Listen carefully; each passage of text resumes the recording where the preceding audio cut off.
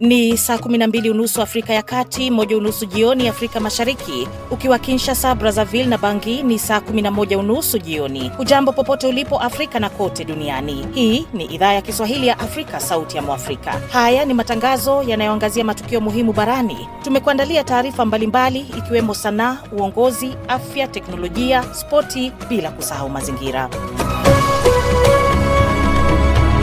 Jina langu ni Anna Ngugi. Andamana nasi kwenye ukurasa wetu wa Facebook, YouTube, X na TikTok. Tafuta idhaa ya Kiswahili ya Afrika. Karibu mpenzi msikilizaji, tuandamane. Kwa wasikilizaji wetu wa Kenya, hasa katika mwambao wa pwani na viunga vyake, mnaweza sasa kutusikiliza kupitia Radio Kaya ambayo inasikika kupitia 93.1 FM hapo jiji kuu la Mombasa, ikisikika pia maeneo ya Kwale, Kilifi, Taita Taveta na Lamu. Tuseme tu eneo zima la pwani ya Kenya. Nchini Tanzania mnaweza kutusikiliza kupitia 92.5 Highlands FM, radio iliyopo katika mkoa wa Mbeya na ukanda wa nyanda za juu kusini, pamoja na maeneo ya kaskazini ya Zambia na Malawi. Kwa wasikilizaji wetu wa Uganda, sasa tupo kwenye Jogoo, ikiwikia 93.8 FM inayopatikana maeneo ya Mbale, Iganga, Mayunge, Malaba na mpakani Busia. Pia baadhi ya maeneo ya Kisumu nchini Kenya.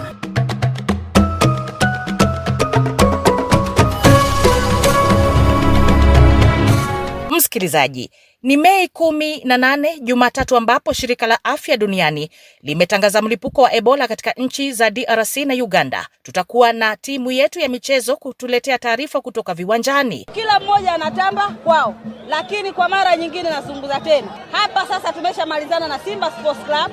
Tunakwenda kujipanga kwenye mechi zinazokuja. Lakini kwa mechi ya Simba sisi tayari tulishapata mwanga kwenye mechi ile ya ligi. Kwa hiyo ninachokiamini katika msimu ujao Simba hawezi kupata pointi yoyote kwa TRA. Lakini kwanza tupate taarifa za habari na Edith Peter akiwa Dar es Salaam. Nairobi, Kenya. Uchukuzi wa umma nchini Kenya umevurugwa kabisa hii leo kufuatia mgomo wa wahudumu wa magari ya umma kulalamikia kupanda kwa bei ya mafuta. Wiki jana serikali ya Kenya iliongeza bei ya mafuta kwa 25%. Mwezi uliopita mamlaka ya nishati Kenya EPRA iliongeza mafuta kwa 23%. Kwa sasa bei ya mafuta aina ya diesel imeongezwa kwa kiwango kikubwa na kufikia shilingi 243. Hapo awali bidhaa hiyo iliuzwa kwa shilingi 196. Magari mengi ya uchukuzi wa umma hutumia mafuta ya diesel ambayo kwa sasa ni ghali kuliko mafuta ya petroli.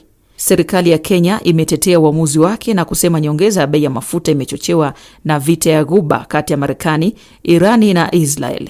Kenya hununua mafuta yake Mashariki ya Kati ambayo kwa sasa yameathirika na vita hiyo. DRC na Uganda. Shirika la afya duniani WHO limetangaza mlipuko wa ugonjwa wa Ebola unaosababishwa na virusi adimu katika Jamhuri ya Kidemokrasia ya Kongo DRC na nchi jirani ya Uganda kuwa dharura ya afya ya umma ya kimataifa baada ya zaidi ya visa 300 vinavyoshukiwa na vifo 88 kuripotiwa. WHO imesema kuwa aina ya sasa ya Ebola inasababishwa na virusi vya bundibudio ambavyo hadi sasa havina dawa wala chanjo zilizoidhinishwa. Kwa mujibu wa shirika hilo, hadi sasa kuna visa 8 vilivyothibitishwa maabara, huku visa vingine vinavyoshukiwa pamoja na vifo vikiripotiwa katika maeneo matatu ya afya ikiwemo Bunia, mji mkuu wa jimbo la Ituri, pamoja na miji ya uchimbaji dhahabu ya Mongwalu na Rwampara. WHO imeeleza kuwa mlipuko huo haujafikia vigezo vya kutangazwa kama janga la kimataifa sawa na COVID-19 na imeshauri kutofungwa kwa mipaka ya kimataifa. Tangazo hilo la dharura linalenga kuhamasisha nchi na mashirika ya ufadhili kuchukua hatua za haraka. Kwa mujibu wa WHO, hali hiyo ni mbaya, ina hatari ya kusambaa kimataifa na inahitaji mwitikio wa pamoja wa kimataifa. Dalili za awali za Ebola ni pamoja na homa, maumivu ya misuli, uchovu, maumivu ya kichwa na koo kabla ya kuendelea kutapika, kuharisha, vipele na kutokwa damu. Ebola ni ugonjwa unaoambukizwa kwa kasi na unaweza kuenea kupitia majimaji ya mwili kama matapishi, damu au hata shahawa. Borno, Nigeria. Wimbi la mashambulizi ya wanamgambo dhidi ya shule nchini Nigeria katika wiki iliyopita limeacha zaidi ya watoto 80 hawajulikani walipo, kwa mujibu wa viongozi wa eneo hilo pamoja na kundi la haki za binadamu lililoripoti siku ya Jumapili. Hili ni tukio jipya katika mfululizo wa utekaji wa wanafunzi nchini humo ambako serikali inapambana na makundi mbalimbali ya wanajihad na yenye silaha. Washambuliaji hao walivamia shule ya msingi katika jimbo la Borno, kaskazini mashariki mwa Nigeria kati ya Jumatano na Alhamisi. Wanamgambo hao waliwateka watoto 42 katika maeneo ya Askira Uba na Chibok. Mashuhuda walisema watu wenye silaha walifyatua risasi hovyo, hali iliyowalazimu wakazi kukimbia kujinusuru. Wazazi wengi walishuhudia kwa huzuni watoto hao wakipakiwa kwenye pikipiki na kuondolewa eneo hilo. Shirika la Amnesty International limesema shambulio hilo lilitokea katika kijiji cha Musa karibu na msitu wa Sambisa ambao ni ngome ya wanamgambo wa Boko Haram pamoja na kundi lililojitenga nalo linalojulikana kama Islamic State West Africa Province ISWAP, tawi la kundi la Islamic State katika Afrika Magharibi. Kampala, Uganda. Rais wa Uganda Yoweri Museveni ametia saini sheria yenye utata ambayo amesema inalenga kudhibiti ushawishi wa mataifa ya kigeni nchini humo, licha ya kukosolewa vikali na baadhi ya taasisi ikiwemo Benki Kuu ya Uganda iliyoonya kuwa sheria hiyo inaweza kusababisha janga la kiuchumi. Museveni mwenye umri wa miaka 81 ambaye amekuwa madarakani tangu mwaka 1986 kwa miaka mingi amekuwa akilalamikia kile anachodai kuwa ni ushawishi wa nje nchini Uganda, akiwatuhumu wapinzani wa kisiasa kupokea ufadhili kutoka mataifa ya kigeni. Ofisi yake ilitangaza mwishoni mwa Jumapili kuwa tayari ametia saini sheria hiyo inayojulikana kama Protection of Sovereignty Bill iliyopitishwa mwezi huu. Sheria hiyo inahalalisha adhabu kwa yeyote atakayepatikana akihamasisha maslahi ya mgeni dhidi ya maslahi ya Uganda, na pia inawataka mawakala wa kigeni kujisajili rasmi. Aidha, sheria hiyo inakataza mtu yeyote anayefanya kazi kwa niaba ya maslahi ya kigeni kuandaa au kutekeleza sera bila idhini ya serikali. Adhabu kwa watakaokiuka sheria hiyo ni pamoja na kifungo cha hadi miaka 10 jela pamoja na faini kubwa za fedha. Gavana wa Benki Kuu ya Kenya, Michael Atingi Ego, ameonya kuwa sheria hiyo inaweza kupunguza mtiririko wa fedha za kigeni nchini humo na kuhatarisha akiba ya fedha za kigeni, hali aliyoitaja kuwa janga la kiuchumi kwa nchi yetu.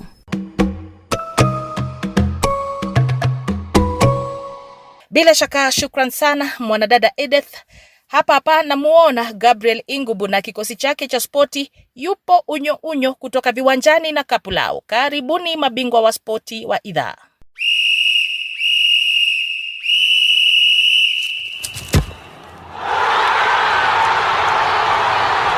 Shabash, kama kawaida Jumatatu huwa tunajaja viwanjani, na leo tunafungua kazi ndani mwa Jamhuri ya Kidemokrasia ya Kongo, ambapo maandalizi ya kutia mori timu ya taifa inayoenda kushiriki kombe la dunia mwezi kesho yamepamba moto.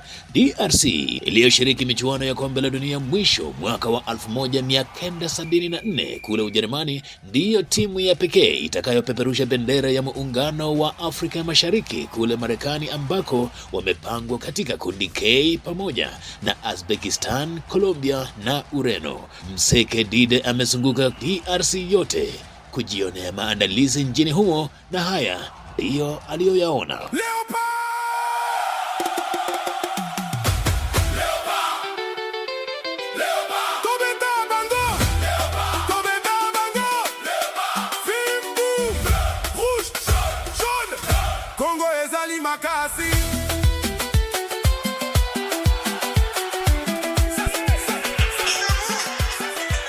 Nam. Katika maandalizi ya kombe la dunia leo kuna mazoezi ya wazi pia ya hadhara ambayo wachezaji wa timu la taifa Leopard watafanya katika uwanja wa Tata Rafael huko mjini Kinshasa, ambapo mashabiki watapata fursa ya kuwaona nyota wao wakijiandaa.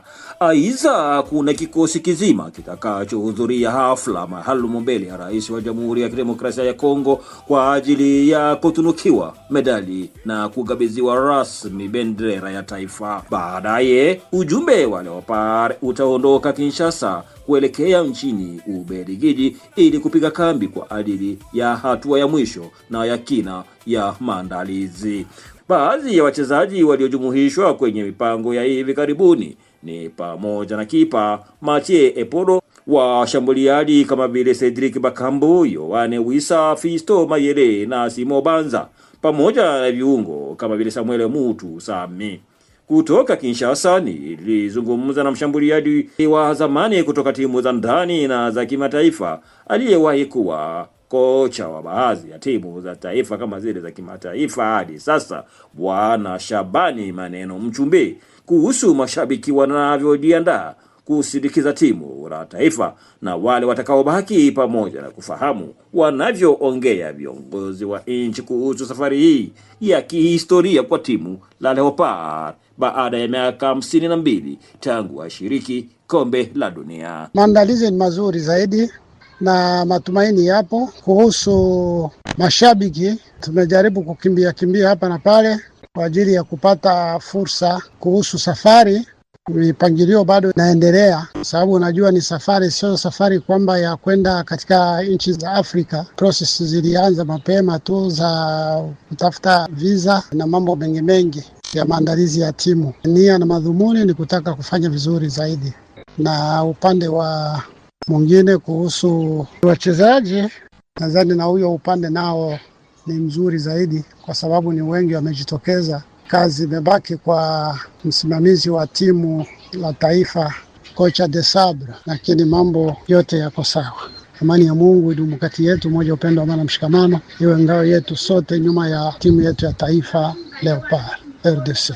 Fauka na hayo, nilitembelea kilabu mahali wanakohuza mvinyo maeneo ya Beni hapa, huku runinga kubwa ikiwekwa kwenye ukuta kwa maslahi ya wateja kufata mechi. Mmiliki huyu kwa jina la Pasifiki Ndeko alitupa picha ya maandalizi ya kombe la dunia kwa mashabiki wa soka, aswa timu la taifa Chui au Leopard. Tunahusika na kilabu cha pombe, kuusha pombe na kuonyesha match. Sasa hivi kuna maandalizi ya mechi ya taifa ya Jamhuri ya Kidemokrasia ya Kongo Leopard kwa kushiriki kombe la dunia. Mnaandaje hapa kwenu kwenye kilabu chako hapa? Tunaandaa polepole tu, tunajua kama watu wanafika hapa wengi kwa kufuata hiyo mechi. Tunaandaa mechi vizuri, tunapanga ma TV 2, moja ndani nyingine nje, kwa kusaidia wenye watakaa ndani na kwa kusaidia watakaa nje. Tumepanga pia viti vya nje, tuna kiwanja kubwa ambapo tutapanga viti kwa taratibu, ila kila mmoja atakayefika ajisikie ana uhuru wa kufuata mache ndani ya kimya kabisa. Yaani watu wakijapa kwako siku kuna mechi watu wanajaa? Ndio, watu wanajaa kabisa, kama mechi kubwa kabisa watu wanajaa mpaka tunakosa hata mahali kwa kuwatia. Hapa tumekutana na bibi ambaye ni meneja kwenye klabu hii, nafasi ambako wanaonyesha mechi kupitia runinga, na mwenyewe tulipenda kujua kutoka kwake. Vipi mama? Poa. Sijui hapa kwako watu wa majaha, tunaona runinga, TV, watu wanakuja, wakati kuna mechi watu wanajaa hapa kwako? Ndio, wanajaa. Ninaingiza pesa. Siku ambazo kuna mechi unaingiza kabisa pesa nyingi kuzidi siku ambazo hakuna mechi? Ndio. Mashabiki nao wanasemaje? Mmoja niliyekutana naye kaeleza. Sisi Wakongomani tunajiandaa kabisa kupambana na hao wazungu sambamba, kwa sababu nchi yetu inajulikana kama tunashindiwa kwa vita, kwa vingine vyote vya vibaya katika dunia nzima. Inajulikana kama ni Kongo ndio inaviweka, lakini kwa haja ya mpira na sisi tunajikaza kupambana kwa namna tulipiga ile kipe ya mbele ile ya Jamaika, na tunatumaini yote kabisa kama kwenye tuko tunaendea tutazidi kushinda kama vile tulivyoshinda Jamaika. Sekedide, Idhaa ya Kiswahili ya Afrika, michezo Beni. Tukitoka DRC tunashuka hadi makao makuu ya kutambiana ambako mashabiki ikiwa Simba na Yanga wamechaniana mashati mbele ya timu zao kutinga nusu fainali ya kombe la shirikisho la soka Tanzania. Mwana michezo wetu George Jogopa amekuwa Dar es Salaam na hii ndiyo taarifa yake.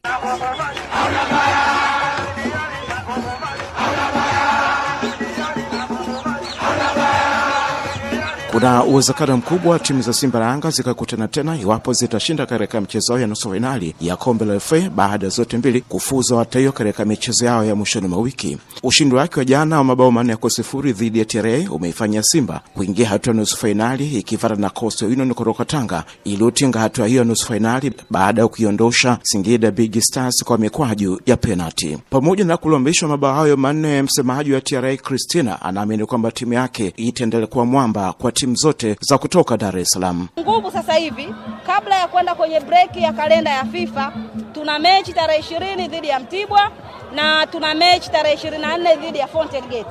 mechi hizi mbili zote tunakwenda kuzicheza katika uwanja wa Sheikh Amri Abeid pale Arusha. Kwa hiyo tunahitaji kwenda kufanya vizuri. Kwa hiki ambacho kimetokea, sisi ni kiboko ya wanaume wa Dar. Bado hatujaweza kutoka kwenye hilo. Sisi ni kiboko kwa sababu hawa walikuja kwetu wametushindwa. Wao tumekuja huku kwetu wametupata. Kwa hiyo kila mmoja anatamba kwao. Lakini kwa mara nyingine nazungumza tena. Hapa sasa tumeshamalizana na Simba Sports Club. Tunakwenda kujipanga kwenye mechi zinazokuja. Lakini kwa mechi ya Simba sisi tayari tulishapata mwanga kwenye mechi ile ya ligi. Kwa hiyo ninachokiamini katika msimu ujao Simba hawezi kupata pointi yoyote kwa TRA. Ama wakali wengine wa soka Yanga ya Dar es Salaam wametinga hatua hiyo ya nusu fainali kwa kuigaragaza JKT, na hivyo sasa itavaana na Azam FC katika mchezo wa nusu fainali. Yapo timu zote mbili, Simba na Yanga, zitashinda katika mchezo yao hiyo ya nusu fainali, basi zitakutana tena katika mchezo wa fainali. Hii itakuwa ni fainali ya pili kukutana tena katika kipindi cha muda mfupi baada ya kukutana katika fainali ya Mapinduzi huko Zanzibar, na Simba ikiondoka na ushindi wa bao 1-0. Na itakuwa ni mara ya tatu kukutana tena kwa muda mfupi baada ya majuzi tu kukutana tena katika mchezo wa ligi kuu soka Tanzania bara, ambako timu zote mbili zilitoshana nguvu kwa kupachikana mabao 2-2. Tayari mashabiki wa pande zote mbili wameanza kutambiana kuelekea katika nusu fainali zao, huku mashabiki wa Simba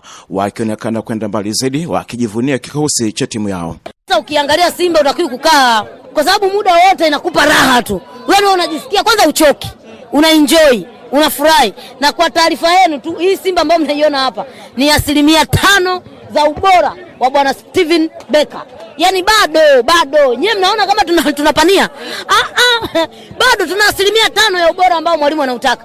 Kwa hiyo waandishi wa habari mtapata sana content. Naam, ni tambo za mashabiki wa Simba. Draw ya hatua ya makundi ya kufuzu katika kombe la Afrika yani AFCON inafanyika kesho Jumanne katika makao makuu ya shirikisho la soka CAF, huko timu 48 zikitarajiwa kushiriki katika fainali hizo, ikiwa ni pamoja na timu wenyeji Tanzania, Kenya na Uganda. Wakati nchi wenyeji wa michuano hiyo ziko katika maandalizi, ikiwa pamoja na kukamilisha ujenzi wa viwanja pamoja na miundombinu mingine. Ama kwa upande mwingine, swala maandalizi katika sekta ya afya ni eneo lingine ambalo pia linatupiwa macho na wengi. Meza ya Spoti imezungumza na mkurugenzi mtendaji wa taasisi ya tiba ya mifupa na ubongo MOI, Dr. Mpoki Ulisubisa, ambaye anasema kwa vile swala mifupa ni baadhi ya matatizo na wakabili wachezaji wengi, hospitali hiyo imeipa uzito mkubwa swala hilo. Kwa sababu ukiangalia matatizo mengi sana yanayopata wachezaji ni hayo ya mifupa na mfumo wa fahamu. Kwa hiyo sisi tuko mstari wa mbele katika maandalizi. Sio tu kwa sababu ni taasisi pekee katika bara la Afrika ambayo imejikita katika kushughulikia masuala hayo peke yake. Nataka kusisitiza hapa, ni taasisi pekee ya aina hii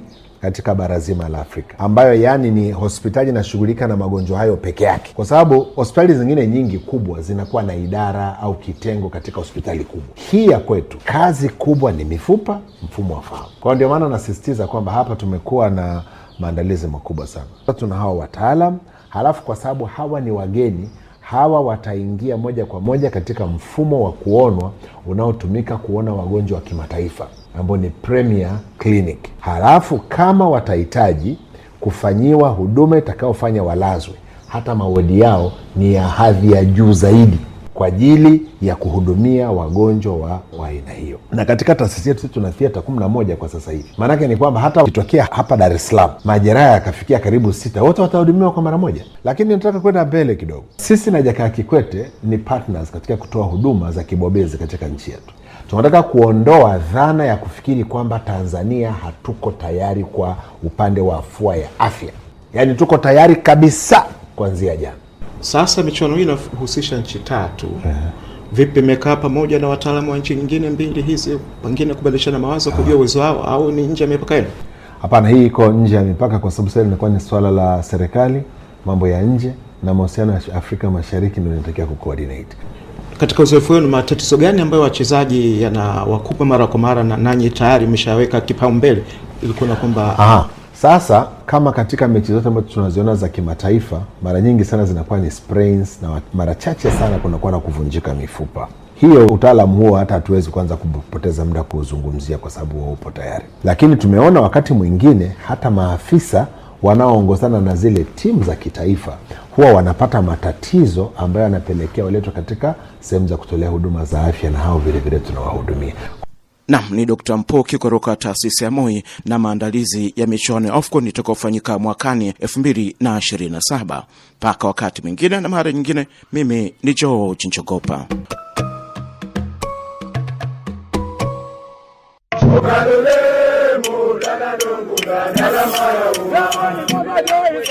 Nchini Kenya ni kwamba kukurukakara za kuinua kombe la ligi kuu sasa zimefika awamu ya mwaga mboga ni mwage ugali kati ya kinara wa ligi hiyo Gor Mahia na AFC Leopards ambao wameachania alama 4 tu, kukiwa bado mechi 2 kukamilisha ligi. Mwishoni mwa wiki AFC Leopards wanaoshikilia nafasi ya pili na alama 64 walizamisha Kakamega Homeboys kwa mabao 2-1 ugani Mumias Complex magharibi mwa Kenya na kusababisha tumbo joto kwa Gor Mahia waliokuwa na alama 65 kabla afueni kuwatokea jana Jumapili walipotangaza ubabe wao kwa Murang'a Seals wa mabao 3-1. Ligi ni ya Gor Mahia. Dunia mzima inajua ligi ya Kenya ni ya Gor Mahia. Jina naitwa JJ the DJ na timu ni moja, timu ni kubwa. Umeona performance imekuwa poa sana. Ma players wamejituma kwa wanajua. Hii ndio ilikuwa game inasababisha kila kitu leo. Kocha amekuwa mtactical, amejua, amekazifua second half, unajua? Kwa sababu manza na Kinesombe. Akinesombe unajua hapo mbele wanapenda kusumbua. So amekuwa mtactical sana leo. Bila mengiza sifumu na vile game imechange. Waya. Sasa Gor Mahia wana alama 68 baada ya mechi 32 na wengi wa matumaini watainua ligi. Watakuwa wageni wa Wanasukari Mara Sugar tarehe 24, kisha baadaye tarehe 31 wapambane na Nairobi United kwa mechi yao ya mwisho. Gogalo wakiinua ligi msimu huu sasa watakuwa wamebeba kombe hilo mara 22, kombe ambalo walianza nalo mwaka wa 1968 na hivi punde wakiinua msimu wa mwaka 2023 na 2024. Aliona hapa lazima abadilishe midfield, unaona? Na lazima change strikers. Penye aliona hivyo kiwanja imerudi sawa. Lakini hata kama mnatuambia vibaya, tumesimama na Mungu yetu. Ni haya tu kwa michezo siku ya leo. Gabriel Ingabo, Idhaa ya Kiswahili Sauti Afrika. Jioni njema. Hao pia ni wanamichezo wetu, na kumbuka usikose kuungana nao kila Jumatatu kwa mahanjam na shamra shamra kutoka uwanjani. Naam, msikilizaji, ikiwa unajiunga nasi, hii ni Idhaa ya Kiswahili ya Afrika, Sauti ya Mwafrika. Jiunge nasi kwenye Facebook, TikTok na X. Tafuta Idhaa ya Kiswahili ya Afrika. Tunakukaribisha pia ujiunge, yani usubscribe na YouTube ya Idhaa ya Kiswahili ya Afrika na kuwa huru kabisa kuchangia kwenye matangazo ya leo. Mimi ni Ann Ngugi.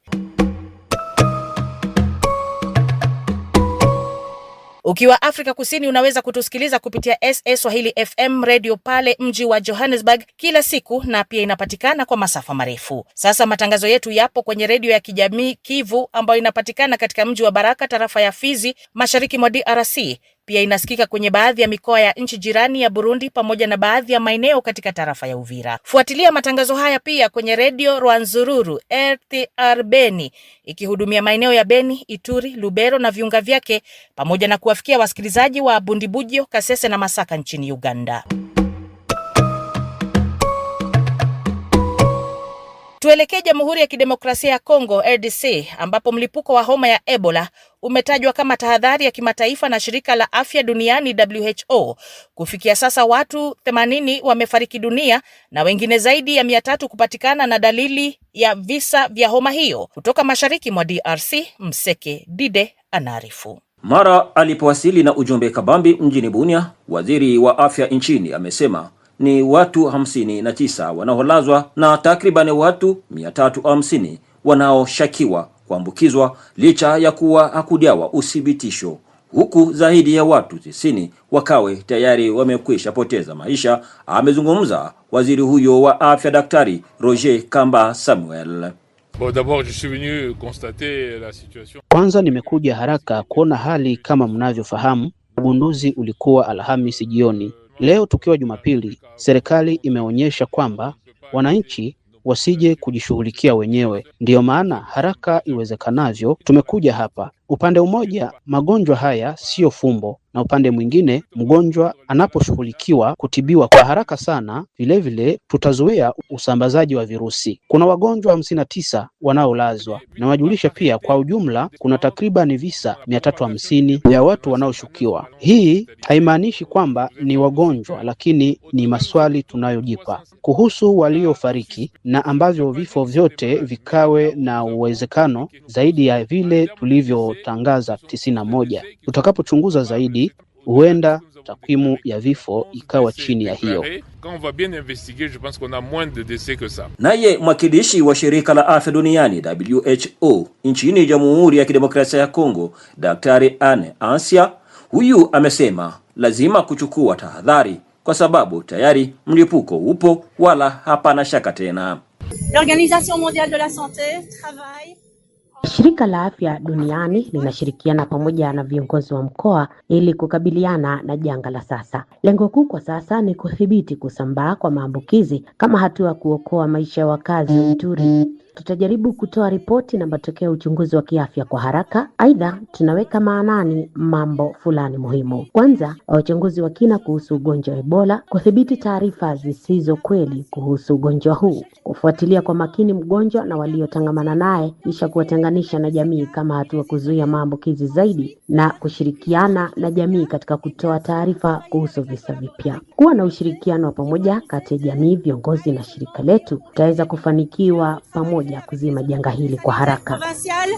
Mieux nous pourrons juguler rapidement cette épidémie. Habari za mlipuko huu wa ugonjwa hatari zimepokelewaje, pia na tahadhari zipi zinazochukuliwa na raia? Kambale Kima ni mkaaji wa Bunia. Wakaaji wa jiji la Bunia wameipokea hali hii ya ugonjwa wa mlipuko wa Ebola katika mazingira ambayo wamekuwa katika hali ya wasiwasi, wengine wakijiuliza ugonjwa huu umetokea wapi, wamoja wakiwa bado wanashakia uwepo kabisa ugonjwa wenyewe. Lakini hatua zimechukuliwa tayari na wananchi wameanza kuvaa barakoa na pamoja na hayo kuheshimu kanuni za usafi, na taratibu imewekwa katika baadhi ya vituo vya afya, hospitali za hapa na pale, ili kuepuka kabisa kuzagaa kwa hali ya juu kwa ugonjwa huu. Tukumbushe hapa kuwa huu ni mlipuko wa 17 nchini DRC, wa kwanza ukiwa wa aina iliyojulikana kama Zaire mnamo mwaka wa 1976, pili ikiwa Sudan, nao mlipuko wa sasa ukijulikana kuwa aina ya Bundibujo nchini Uganda. Kando na Ituri, kisa kimoja chathibitishwa mjini Goma, mkoani Kivu ya Kaskazini, hali inayopelekea hivi sasa nchi ya Rwanda kufunga mpaka wake na DRC, licha ya eneo hili kumilikiwa na wapiganaji wa muungano wa FCM 23, na vingine visa 4 vinavyoshakiwa vikiripotiwa Butembo na 3 uko Kisangani mkoani Chopo. Kutokana na hali hii, nchi ya Uganda, maandalizi ya kila mwaka inayokumbukumbu za mashahidi imesimamishwa na kupigwa marufuku. Mseke Dide, Idhaa ya Kiswahili ya Afrika, Sauti ya Afrika, Beni. Ni taarifa yake Mseke Dide.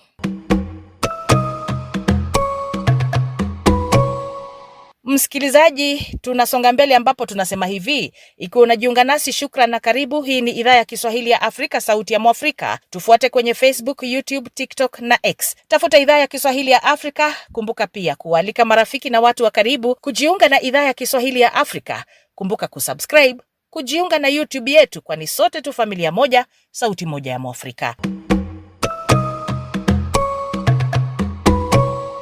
Kwa wasikilizaji wetu wa Tanzania, mnaweza kutusikiliza mubashara kupitia Chipuka FM Radio 101.6 Gairo mkoani Morogoro. Hii inasikika pia jiji kuu la Dodoma, Manyara, Tanga na baadhi ya maeneo ya mkoa wa Tabora. Radio Maniema New City ikirusha matangazo yetu kwa masafa ya 97.4 FM katika jiji la Kindu, ambao ndio mji mkuu wa jimbo la Maniema, Jamhuri ya Kidemokrasia ya Kongo RDC. Ukiwa hapo mashariki mwa DRC, unaweza kutupokea kupitia redio wa shirika, Radio Ngoma ya Amani Fizi, ambayo inapatikana maeneo ya Baraka, Kivu Kusini na maeneo ya Kigoma nchini Tanzania na Burundi. Hivi karibuni tutakuwa hapo Kigali na Bujumbura kuhakikisha sauti ya Mwafrika inasikika vilivyo.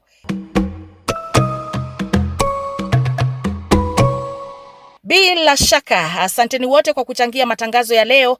Ni hayo tu kwa leo. Jiunge nasi kila siku saa 1:30 jioni saa za Afrika Mashariki. Hii ni idhaa ya Kiswahili ya Afrika.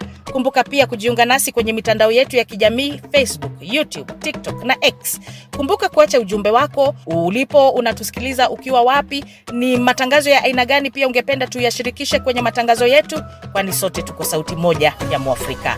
Jina langu ni Anna Ngugi. Kwaheri kwa sasa na jioni njema.